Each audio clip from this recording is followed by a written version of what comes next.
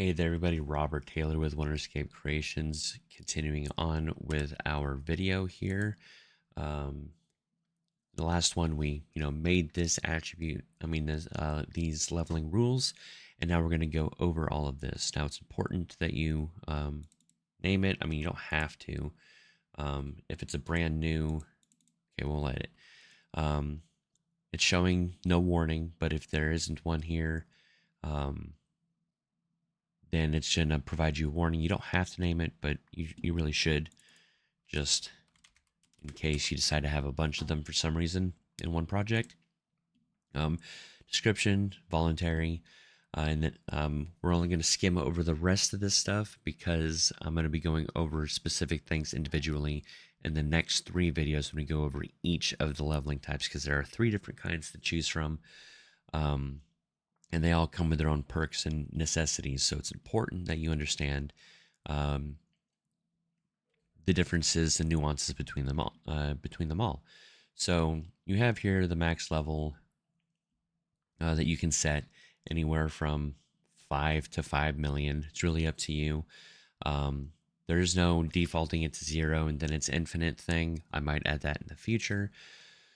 Um, but yeah, this is what you see for the traditional RPG. So for the traditional RPG, you can choose a curve type. So whether it's a formulas, it's all mathematical. There's nothing you really need to do outside of choosing the base XP and linear growth. So for linear, if we mouse over this, all right, they just don't give the information that I thought they would, probably because they're very simple. So starting XP requirements for level 2, level 1 always requires 0 experience. So it's going to require 100 experience, linear growth, XP increases per level.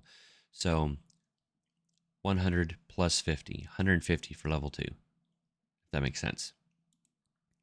Then you also have this, which changes the equation. I'll get some better explanations in here. Then polynomial. I'll definitely get better explanations in here for this for you guys. I don't know why I didn't do it in this one, but I didn't. But after the formula option, you can choose a data table. Obviously, when you pick one, you have to go off of the data table, what it has in there. You also have curve asset, so you can create a curve or a custom class. We will go over custom classes in the future, but I figured it would be nice to allow you guys to create your own formulas for the XP curves, for your own XP create for each level, how you wanted to, if you wanted to. So I've created a class that allows you guys to do that yourselves. Outside of that, with the traditional RPG, obviously, if you are, I need to say this, if you are using the class system, do not use this, the traditional RPG section thing right here. If you do, you're going to be doubling up on your attribute points. This is here specifically for those that aren't using a class system. They just want each level to give attributes in a specific way. Because obviously, if I hit the plus sign here, attribute increases, and we choose the attribute name that is going to be increased and by how much. And obviously, because I haven't given a name, I can't do more. We can obviously then do this again if we really want to, so that we can keep things divided and separated if you wanted. It's fairly straightforward.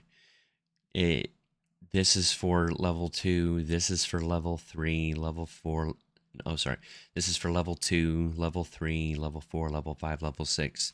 It allows a very rudimentary control over that. If you're not wanting classes and you don't intend on giving them skill points to use to add to their their attributes like strength, dexterity, intelligence, things like that.